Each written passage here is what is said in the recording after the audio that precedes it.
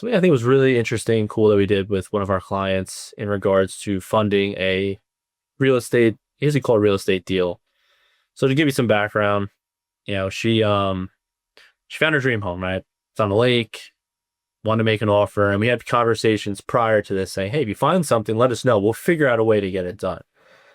And what I realized by going through this is we actually enabled her to come to close as a cash buyer without actually touching any of her assets. And by doing so, she was able to win out. She had the best offer because the seller obviously wanted the only person who came that was a cash deal. Everyone else was financing. What we did is we said, all right, let's look at all of your assets and let's exclude any retirement assets because they don't apply here. So all of her brokerage accounts, company stock, whatever it may be. So we can actually borrow against these. So what we did is we took out a securities-backed line of credit or an SBLOC, however you want to call it, borrow against the stock, use that money to send to the client, and now she comes to the table as a cash buyer with the lump sum money. What happens now is the deal goes through, she closes, and the plan is to sell the house she lives in now. And when that happens, we either do a couple things, right? We pay off the securities-backed line of credit, or as much as we can, because the new house is actually an upgrade. So that's one option. Another option is we evaluate the environment. Like, where are interest rates at? Should she take out a mortgage now and pay off the securities-backed line of credit? Or should she keep the securities-backed line of credit? Because we actually negotiated a pretty good rate for the transaction. Point is, she has a lot of options.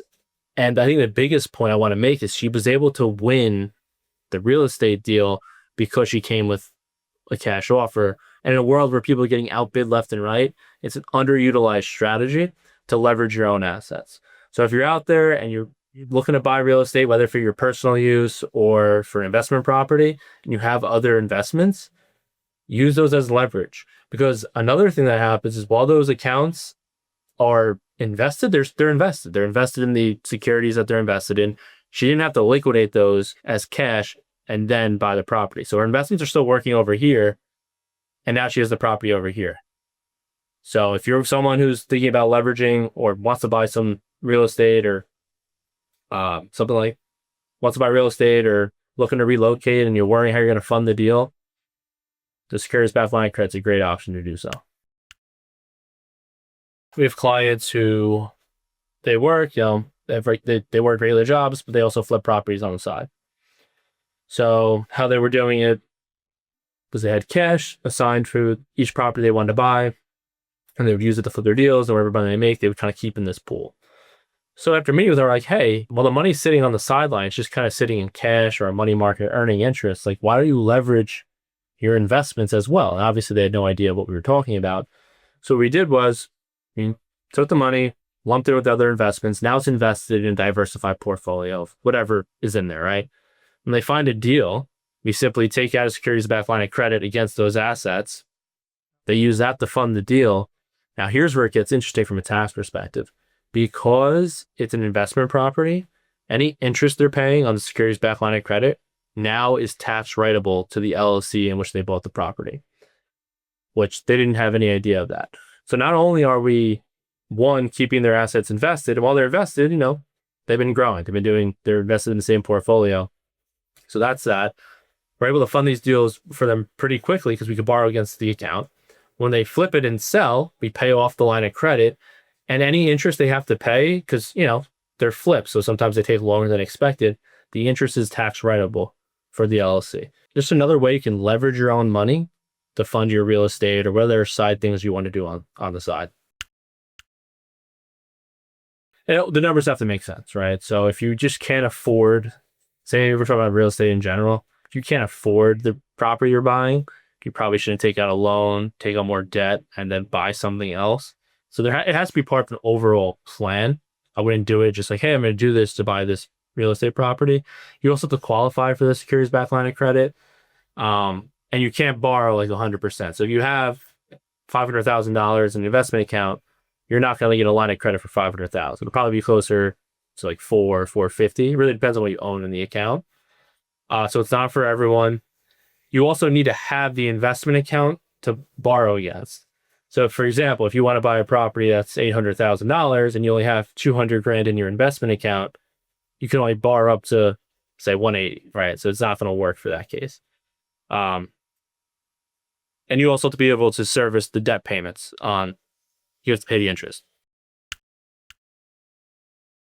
So I want to tell you a story about a situation we had with a client. So it was towards the end of last year, and I had a regular checkup with one of our clients, and she was like, yeah, I really want to move closer to my son. They live in different states. Well, not anymore, but they did live in different states. She's like, I'm visiting him for Christmas.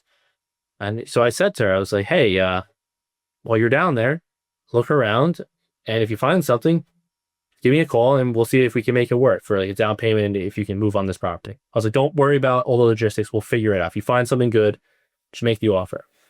So now I think it's the day before Christmas Eve. I have my hands in a bowl of meatballs. I'm making meatballs for Christmas Eve. And my phone rings. I see it's her. So I wash up, I answer. Lo and behold, hey, I want to put an offer on this. Da-da-da. I was like, do it. Just do it. Because we already ran the numbers prior.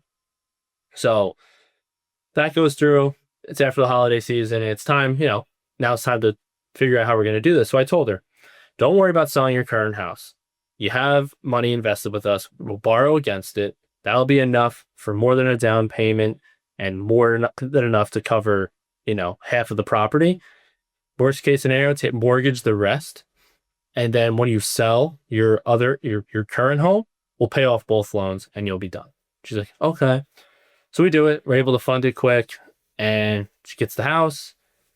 2 months later, her old house sells. We pay off all the loans. I think in total interest, she paid between the mortgage and the securities-backed line of credit, she paid maybe like $6,000 or $7,000. And in the meantime, her investments remained invested and they made like triple that in that time period. So it's just another case, like don't liquidate assets if you don't have to. You can still do all the things you want to do. In her case, she was able to find what I'll call her dream home close to her son and her grandkids and did it without any hiccups during the holiday season when it's typically crazy. So just another, successful story I wanted to share with everyone. I feel like it can apply to a lot of other people. Thanks for watching today's video. If you want to see exactly what we do for our clients in terms of reducing their tax bill, beefing up their investments, and planning for the future, or if you want to just book a quick telewealth call, click on the link in the description. See you on the next one.